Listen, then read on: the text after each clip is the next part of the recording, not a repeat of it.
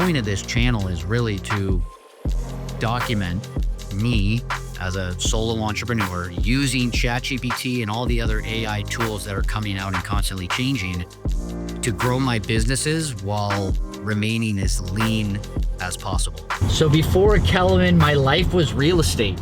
I got into real estate right out of City College, had a small multifamily brokerage where we were helping people buy and sell apartment buildings, but my life was fully consumed for the most part in real estate. And I still am involved in real estate in a little bit, in a little way, but real estate was really my life before Kellerman. As my life has gone on, fitness has become something that has become a bigger part of my life. Watched a lot of fitness YouTube people, channels, and so I was always kind of into the scene. And so once I realized like, hey, I kind of actually want to do this thing and bring a product to market, the fitness space made the most sense, just based on the fact that A, it's something that I'm passionate about, and B, I was, again, being motivated and watching so many people in the space launch supplement companies, clothing companies. So for Kellerman, it was like, okay, I know I want to do something in the fitness space, but what products could I do that haven't been oversaturated yet? And really, after doing market research and figuring that out, I was like, hey, I think launching a performance grooming company, starting with natural deodorant for specifically athletes, modern athletes, was a no-brainer to me because of it was something that I was passionate about. I want this brand to really be about my life. And so the tagline right now for the brand is built for motion. And obviously for athletes are always in motion. They're kind of have this purpose to always be moving, bettering themselves, but also built for motion kind of for me in my life has just been, don't get stuck, like always just keep going. And so that is kind of, again, what the brand is built around, this kind of idea that like always just be in motion. Don't get stuck on certain things for too long. If you just keep moving, then you will figure things out along the way. I think a lot of people get stuck. They analyze things for too long. They stop, they get lazy. And then that's not where good things typically happen, at least in my experience. Anytime that I've hit a low point or needed motivation, it was like, hey, just get started, just start moving, either physically or in your job or with your, free time, your passions, and good things will come out of that. And so I want this brand to be about that built for motion mindset. Natural deodorant as a category exploded a few years back. Native deodorant is one of the main players in the space, but no one has really focused on the fitness niche. Now, it's not a huge niche, but I believe, and based on data and trends, that the niche is growing. So natural products had come out, but unfortunately they've been known to have very bad performance, meaning like they don't last as long as the unhealthy deodorant brands or the deodorants that are not as good for you. So that is what the mission of this company is to create natural products that actually perform as good as the unnatural products. And so that's what I believe is missing. And I believe that the communication to that specific audience of the modern athlete, the run clubs, all these wellness centers, these gyms and studios and yoga studios, that is who I want to speak to. So that is the opportunity that I'm going after. I think anytime you're starting something by yourself, it's absolutely can feel daunting. But again, the whole mission built for motion, it's like, hey, I don't want to think about that too much. I just want to start and let's see what happens. A year ago, I hadn't sold a single stick of deodorant. I didn't bring a single product to market. And now we fast forward a year, we're almost at $100,000 in revenue. We're a few thousand deodorant sticks in. And so it's just about the momentum. And And so right now, when I started a year ago, AI wasn't really that big of a thing too. So now I have this, what feels like almost a co-founder to help me in my creative processes, help me make decisions that are data-driven. So yes, it can feel daunting for sure, but I think more than ever right now is the best time to try and get something off the ground by yourself. Obviously, if this is going to be successful, I'm going to need to bring a lot of people onto the company. But for right now, I think it's been working out pretty well, and I'm excited to see where it goes. When I had the idea for Kellerman to launch this natural deodorant, you can kind of go the normal route, which is to find a manufacturer, and they're gonna say, okay, Elliot, you need to order 3,000 sticks from us if you want to release this deodorant. Well, for me, when I had the idea, I didn't want to commit to 3,000 sticks. That's a decent amount of money. Realistically, that's probably, $5,000 plus. And when I don't have a single customer, that can be very daunting. So I had heard a story online of someone going to Etsy, which is essentially a marketplace where there's mom and pop sellers of items. And I found someone on Etsy that was selling natural deodorant. And I said, hey, will you essentially let me sell your natural deodorant, put it in the containers that I want? So I wanted these matte black containers. I wanted to build the brand. So I had found someone. I reached out. I said, hey, could I sell your natural deodorant, but underneath my brand name? And so that's how I got the first version of Kellerman. I picked out some fragrances that she had on board. I threw in a fragrance that I also had wanted myself. And essentially, that was the birth of Kellerman as far as the product goes. And so that allowed me to not commit to 5,000 sticks, but she was just gonna charge me for every stick that I sold. So that was a huge first piece of the puzzle for Kellerman. And that was something where I had to get a little bit creative instead of investing $5,000 up front, but de-risking myself in finding someone that could help me out in the early days. And again, you kind of have to get scrappy a little bit and come up with these ideas if you are trying to bring a product to market and you haven't done it before. Otherwise, you can get pretty smoked if you spend all this money to have a deodorant made and then I can't sell a single stick of it, then I'm in a pretty tough spot. So next in a little bit, I'll go through kind of how we transitioned from that lady on Etsy into what Kellerman currently is today. When you're selling a product, any product, this shampoo or just something completely different, the brand itself can only take you so far. Like, yes, you can have a really cool brand, that's great, but the product really does have to be amazing this day and age. So that was something I knew from day one. It's like, hey, I can have the coolest brand that I think, Kellerman, it's gonna have this font and this matte black container, but if the product itself is not good, it's just not gonna work out long term. And so usually when you have samples made on a product, I wanna run it through a series of tests.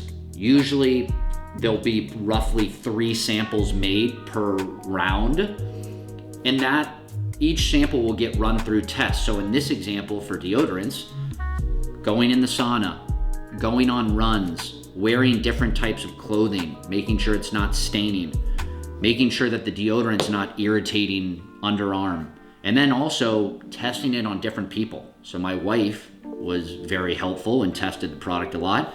I handed out some sticks to friends as well. And really what you're trying to do is get to that perfect product.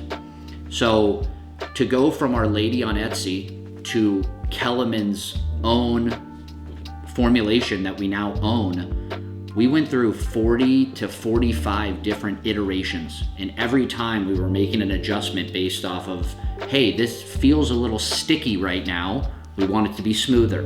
Hey, the deodorant's not lasting all day. We need to up some ingredients or include some more ingredients to make sure that this is lasting all day. The whole point of our product is to make the best natural products that last longer than anything else on the market. So It took a really, really long time. I mean, probably a few months for us to get there, but we did get there. There's a notion that AI can do a lot of things for you, and you don't have to do very much. That's not really the truth. For me, it helps with creativity, so I can ask it questions about, hey, this is my target audience. What marketing angle should I be using to go after this audience? And so then it'll start spitballing ideas for me. I can take some of those ideas and run with them. I can also tweak some of those ideas. So it really helps me just get my creative juices kind of going. But one of the biggest things that I've been using it for right now is really market research. Understanding, like I just had mentioned, the goal for 2026 is to bring some more products to market. Okay, well, what is the market size of soap versus body wash? Understanding all this information about those categories. How much is it gonna cost me to bring a body wash to market? How much is it gonna cost me to bring a bar of soap to market? What are the competitors in those spaces? Normally you would have to do all this stuff and it would take hours. You would probably have to hire research companies. Now you can kind of use ChatGPT and AI to really help you understand markets, which is where I use it and is by far the best time-saving thing that I do. And really the image generation stuff is starting to go up. So helping me with my brand, kind of the front-facing pretty stuff, not so much like me selling sticks of deodorant, but helping me, with the creative images and things like that. Those are the biggest areas right now. The fragrances, and obviously with deodorant and bath and body products, fragrances are very, very important. Some people say that essentially you're a fragrance company, right? People will just buy your products if you have good fragrances. So part of this process of working through so many samples to get the formulation right, that's one aspect of it. But then the other aspect is understanding fragrances. And so again, going back to how I'm using AI in these tools, I'll do insane amounts of market research on what fragrances are the best selling. What are the trends of fragrances? Santal versus a citrus versus eucalyptus. You can look at all of this information now that's out on the internet that would have otherwise taken hours and days to compile. You can shrink that into, 15 minutes of work. And so with Kellerman right now, I'm trying to find 3 fragrances that are like the core fragrances, which will be fragrances that live with the brand for the whole year, year round. And then throughout the year, introduce seasonal fragrances, limited edition fragrances if I like them. And those will be ones that are, pop up throughout the year, but the core fragrances will always, always live with the brand. So that's currently where I'm at. We have 3 fragrances right now that I've been running with as the core fragrances, which is citrus and vetiver. The other one is sandalwood and juniper. And the last one is santal and ocean. And so I'm testing these out with my customers and repeat buyers, and we'll kind of see how they perform. Alrighty, welcome to the fulfillment center. We're gonna go inside right now. We will fill the 10 or 15 orders that we have. This is where I fulfill the orders from. So usually I'll put them all right here. The bottoms will get labeled with the fragrance. I have to grab some more. I'll print out the shipping labels. Whether it's 2 or more decides on how big the envelope is. And then they get packed up and they go down to USPS. So let's see how many I have to do today. So 14 is what we will be doing right now. Some of them only have 1 stick, some of them have 2 sticks. It looks like today's are mostly 1 and 2s.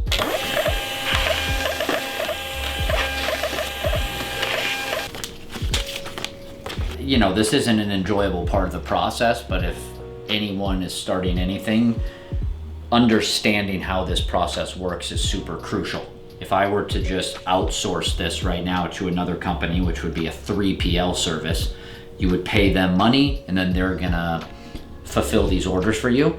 But if you don't understand how that process works, well, then there's a very high probability that the 3PL can be charging you for things that they shouldn't. Are they doing things the exact right way? So this is not a fun part of the process. Yes, it's cool, people are ordering, and it's nice to kind of pack people's orders and get them out.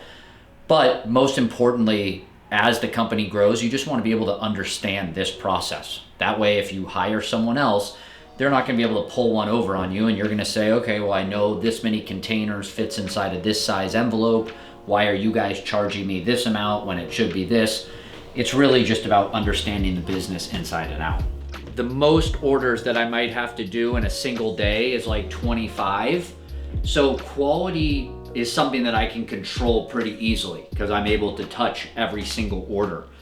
I think as the company grows though, and as I offload these services, hire a 3PL, that's when you kind of have to really start focusing on that more. Because the 3PL services, they're working with a ton of brands, right? They don't know Kellerman specifically. They don't care about the company as much. So that's with any company, and I'm not there yet, but that's just something that's gonna happen, and you kind of have to adjust as you grow. And so some people decide to do fulfillment forever inside their company, and a lot of companies outsource it. But if you're gonna outsource it, then you gotta go and visit those places where it's going out from and making sure that the process is very consistent along the way.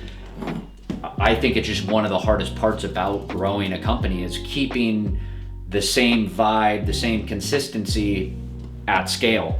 I'm not there yet, so I can't answer exactly, but that's my thoughts on it. So a big thing with online sales is driving up the price every time someone orders, right? You want to, because you're shipping these items out, you want to be shipping as many items to the customer as possible. So you don't want to just ship out one item, right? You want to drive up what they call their AOV, which is their average order value. I mean, one of the biggest bottlenecks is I'm bootstrapping the company, which means I'm investing all my own money into it. I don't have money raised from outside investors or anything like that. So if you decide to go this route, you're kind of limited based on your capital, right? All these containers, all the ingredients, all the packaging, all this stuff is money. And you don't want to overinvest in the company if things are going to change. You're going to pivot your product, right? If I was to order 15,000 deodorant sticks and then once I release my second product, decide to stop selling deodorant, well then now I've just wasted all that money on deodorant sticks. So it's a game of like trying to level up every time, invest a little bit more money into the company, but also you're waiting for people to buy the product so you have that money to reinvest in the company. So biggest bottleneck is financials. Off to the post office we go.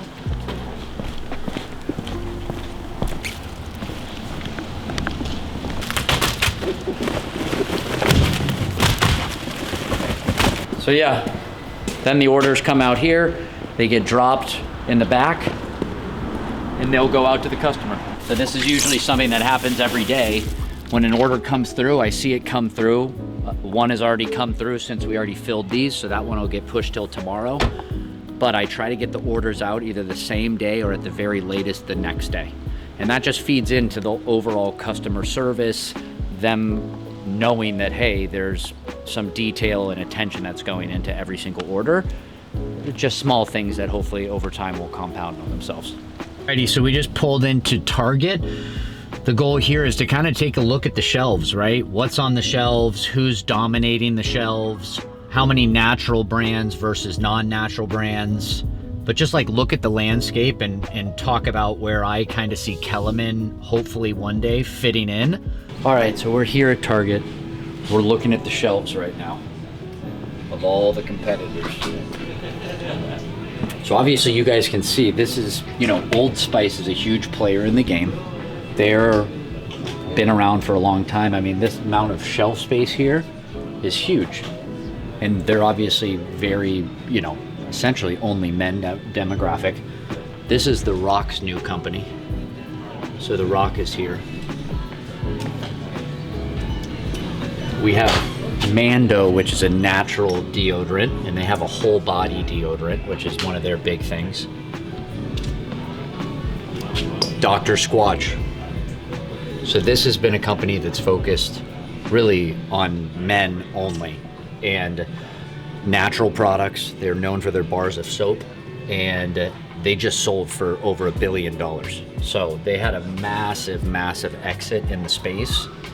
And then there's some other smaller brands. This Tone, this is from a Twitch streamer. So right now, streaming is very popular. Kai Cenat is one of the guys behind this company right here. And so this has now come onto the market. And then obviously Native deodorant. Native was one of the first popular natural deodorants. And so you can just see, like, all of these talk to a little bit of a different person. What I think is missing is someone that's directly speaking to athletes. All of these aren't really giving off, like the ones that give off the sportiest vibe to me are probably like Degree. Like Degree was kind of known for that active lifestyle, and I think that Degree has been around way too long, and that is kind of the target audience that I'm gonna be going after. But you can just see, like, Old Spice, how big and how much market share they have in the men's deodorant space.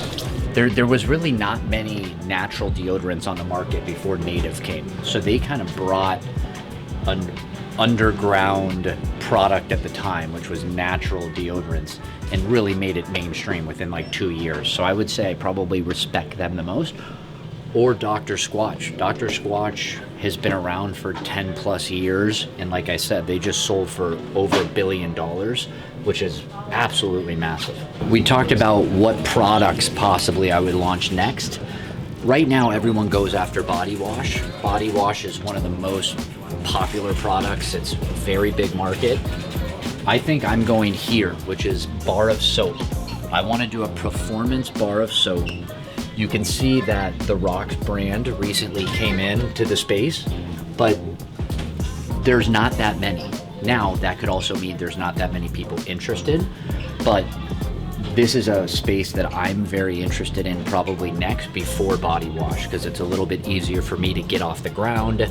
It's not as capital intensive. So this is probably where I'm going to be heading next, hopefully early 2026.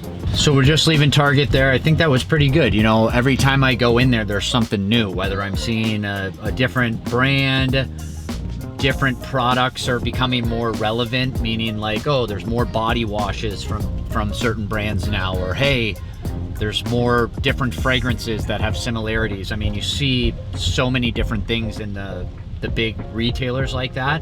So that's always super interesting.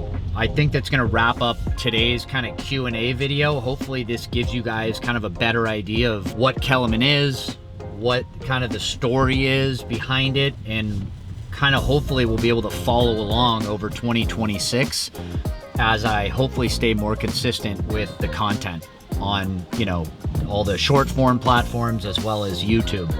I want to make sure that I'm at least getting maybe one YouTube video out a month in 2026, and hopefully some more. While we were in there too, randomly got a DM, and this is why I do it, and this is what keeps me going. But got a DM, let me see if I can pull it up. So this came through 39 minutes ago. A guy named Dustin Call.